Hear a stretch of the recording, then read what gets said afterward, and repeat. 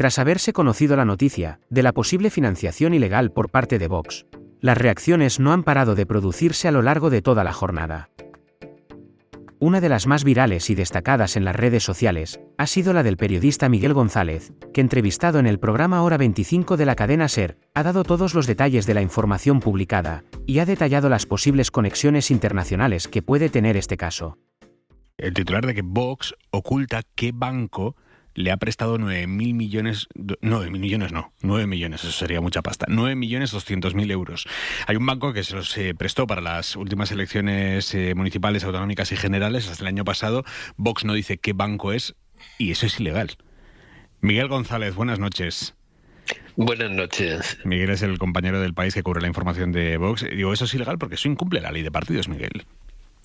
Bueno, si por ilegal entiendes que incumple la ley, lo incumple de manera absolutamente flagrante, ¿no? La ley de financiación de partidos dice que están obligados a publicar en su página web los créditos que han recibido, la cuantía de los mismos, el plazo de amortización, por supuesto, qué entidad se los ha concedido, el importe, el tipo de interés y todos los datos, ¿no? Y están obligados a hacerlo por una razón que se entiende muy bien, ¿no?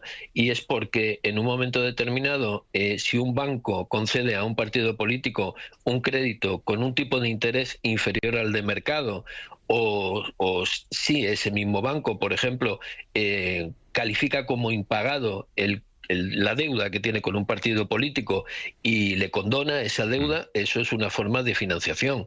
Y es una financiación ilegal. Por eso la ley obliga a publicar todos los detalles de los créditos que reciben los partidos políticos. Claro, lo que pasa es que Vox dice que no hacen público qué banco les ha dejado el dinero para no estigmatizarlo, para que la gente no lo demonice.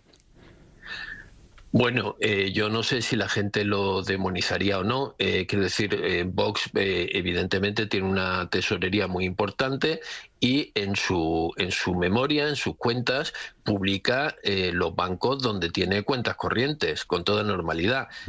Y además no sé por qué se va a demonizar a Vox y no se va a demonizar a los bancos que prestan a otros partidos. Si vas a mirar las cuentas del año pasado del Partido Popular, del Partido Socialista y de todos, encontrarás un anexo donde te dice qué banco le ha prestado dinero, en qué plazo de amortización, a qué tipo de interés y cuánto dinero le queda por devolver, ¿no? En el caso de Vox, además, se da una circunstancia y es Vox presumía de que nunca había necesitado recurrir a créditos bancarios para financiarse desde que nació hace 10 años. Por primera vez, en el año pasado, el año 23, pide 2 créditos de, por valor, lo has dicho, 9.300.000 euros, ¿no? Si hubiera devuelto ese dinero antes de acabar el año 23, nunca nos hubiéramos enterado de la existencia de esos créditos, porque cuando tú presentas una memoria, un partido lo tiene que hacer el estado de su cuenta a 31 de diciembre del año del que se trate, ¿no? Yeah. Entonces ellos de lo que se quejan es de que digamos el dinero que les tienen que pagar en las subvenciones por los resultados electorales se ha retrasado y por eso no han podido acabar de devolver el crédito y por eso han tenido que ponerlo. Pero lo que no han puesto, y están obligados a ello, ya digo, legalmente están obligados, es qué banco se lo ha dado y en qué condiciones. De todas maneras, Miguel, a ti, fuentes del entorno de Vox, si te apuntan a una entidad financiera húngara próxima al primer ministro Viktor Orbán. Sí, y lo apuntan y parece que tiene cierto fundamento porque no sería la primera vez, ¿no?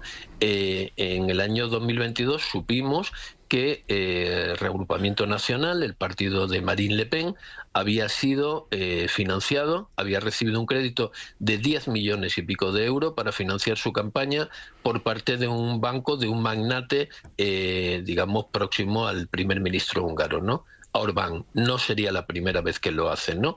En el año 14, la misma Marine Le Pen recibió un crédito de un banco ruso próximo a Putin, ¿no? Hoy se le ha preguntado a José Antonio Fuster, al portavoz de Vox, se le ha preguntado por este tema. Él podía haber revelado en la rueda de prensa, podía haber dicho de qué banco se trataba. incluso podía haber dicho, oiga, no digo el banco, pero es un banco español o no es un banco húngaro.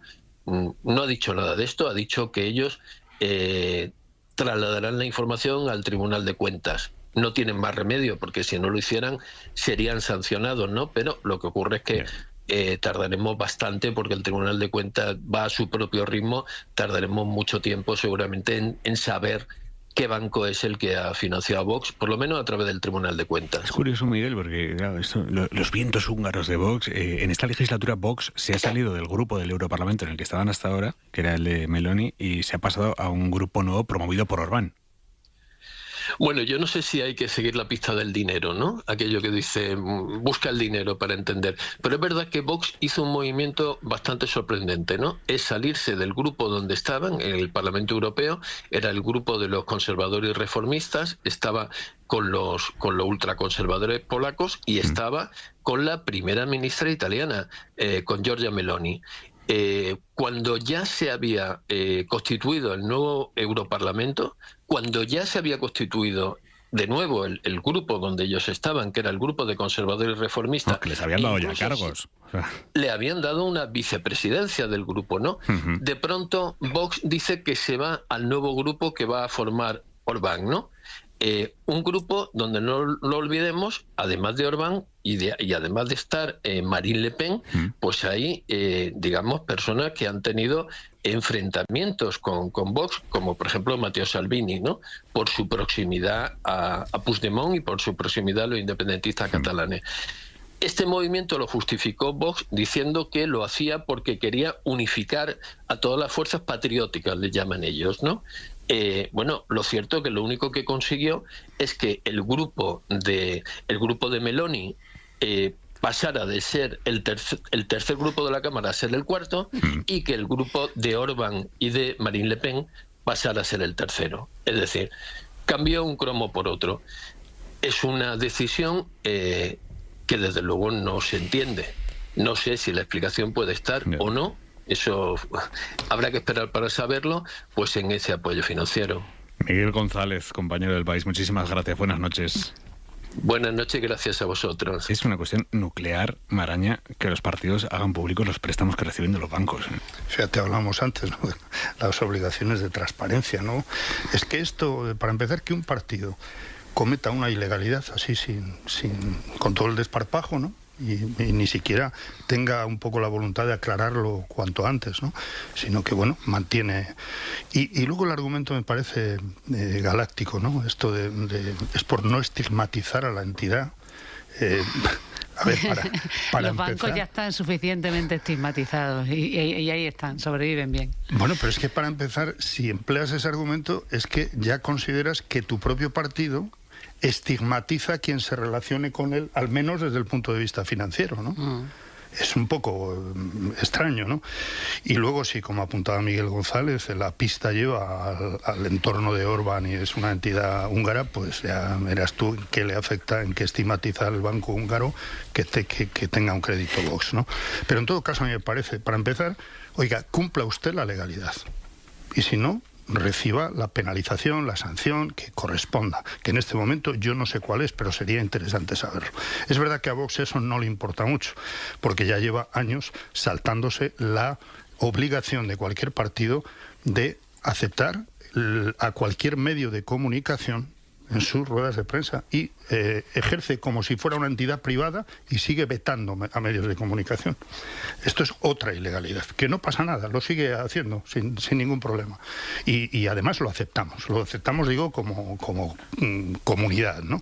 Bueno, pues yo espero que no se permita que esto se quede diluido durante años, la investigación del Tribunal de Cuentas, que suele oscilar entre 4 y 5 años, y, oiga, es un partido político y tiene que responder ante la sociedad y ante la ley.